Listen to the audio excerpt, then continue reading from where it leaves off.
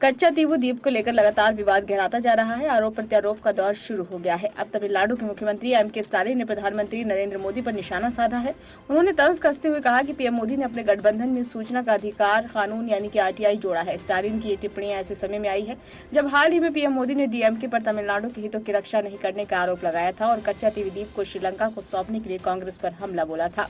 Stalin ने कहा, ED और आयकर विभाग के बाद अब उन्होंने आरटीआई को अपने गठबंधन में शामिल कर लिया है। पीएम मोदी जानते हैं कि वह कुछ भी कहेंगे तो लोग अब उनका विश्वास नहीं करेंगे, इसलिए उन्होंने नौटंकी के लिए आरटीआई का सहारा लिया है। इसके अलावा उन्होंने ये भी सवाल किया कि प्रधानमंत्री को उत्तर प्रदेश में कच्चा तीवू के बारे में क्यों बोलना पड़ा। तमिलनाडु के मुख्यमंत्री ने यह भी कहा कि सामाजिक न्याय और समानता के लिए आगामी लोकसभा चुनावों में भाजपा को हराया जाना चाहिए। हालांकि भाजपा को भी पता है कि दक्षिणी और उत्तरी राज्यों के लोग उसे सत्ता से हटा देंगे। वहीं स्टालिन ने पीएम मोदी की ये कहने के लिए भी आलोचना की कि उन्हें प्रवर्तन निदेशालय की कार्रवाई की जानकारी नहीं थी। उन्होंने कहा, क्या आपको झारखंड के पूर्व मुख्यमंत्री हेमंत सोरेन और दिल्ली के मुख्यमंत्री अरविंद केजरीवाल की गिरफ्तारी के बारे में पता नहीं था? कांग्रेस पार्टी के खातों को फ्रीज करने के बाद सुप्रीम कोर्ट में आयकर ने यू टर्न ले लिया। आपको पता नहीं है कि आईटी, ईडी और सीबीआई क्या कर रही हैं? उन्होंने ये भी कहा कि जिन लोगों को द्राविड़म शब्द पसंद नहीं है वे उन्हें धर्म के दुश्मन के तौर पर चित्रित करने की कोशिश कर रहे हैं।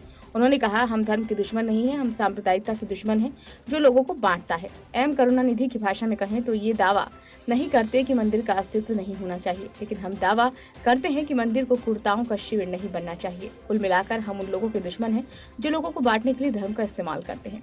गौरतलब है, हाल ही में एक आरटीआई रिपोर्ट को लेकर भाजपा ने कांग्रेस पर आरोप लगाए कि किस तरह बेरहमी से उसने 1974 में कच्चा तीवू को छोड़ दिया था। तमिलनाडु भाजपा प्रमुख के अन्नामलाई ने आरटीआई दायर कर कच्चा तीवू के बारे में पूछा था। आरटीआई सामने आने पर पता चला कि सन 1974 में भारत की तत्कालीन प्रधानमंत्री इंदिरा गांधी और श्रीलंका की राष्ट्रपति श्रीमावो भंडारनायके ने एक समझौता किया था। इसके तहत कच्चा तीवू द्वीप को श्रीलंका को औपचारिक रूप को सौंप दिया गया था। बताया गया कि इंदिरा गांधी ने तमिलनाडु में लोकसभा अभियान को देखते हुए ये समझौता किया था। संसद के आधिकारिक दस्तावेजों और रिकॉर्ड से पता चलता है कि किस तरह अस्थिर भारत पाक जल्द मरुमध्य में द्वीप पर नियंत्रण की लड़ाई एक छोटे देश से हार गया जो इसे छीनने के लिए प्रतिबद्ध था। इस मामले में कांग्रेस को घेरते हुए प्रधानमंत्री नरेंद्र मोदी ने रविवार को एक मीडिया रिपोर्ट साझा की थी। उन्होंने कहा था, आंखें खोलने और चौंकाने वाला सच सामने आया है। नए तथ्यों से पता चलता है कि कांग्रेस ने किस तरह बेरहमी से कच्चा तीवू को छोड़ दिया था। इसने हर भारतीय को नाराज कर दिया है। हम कांग्रेस पर कभी भरोसा नहीं कर सकते। भारत की एकता, अखंडता और हितों को कमजोर करना कांग्रेस का 75 सालों से काम करने का तरीका रहा है। कच्चा तीवू पाक जलडमरू मध्य में एक छोटा सा द्वीप है जो बंगाल की खाड़ी को अरब सागर से जोड़ता है।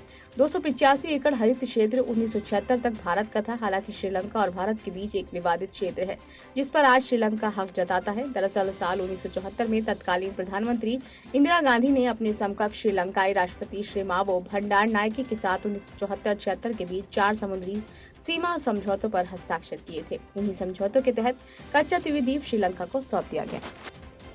ब्यूरो रिपोर्ट, नई दिल्ली।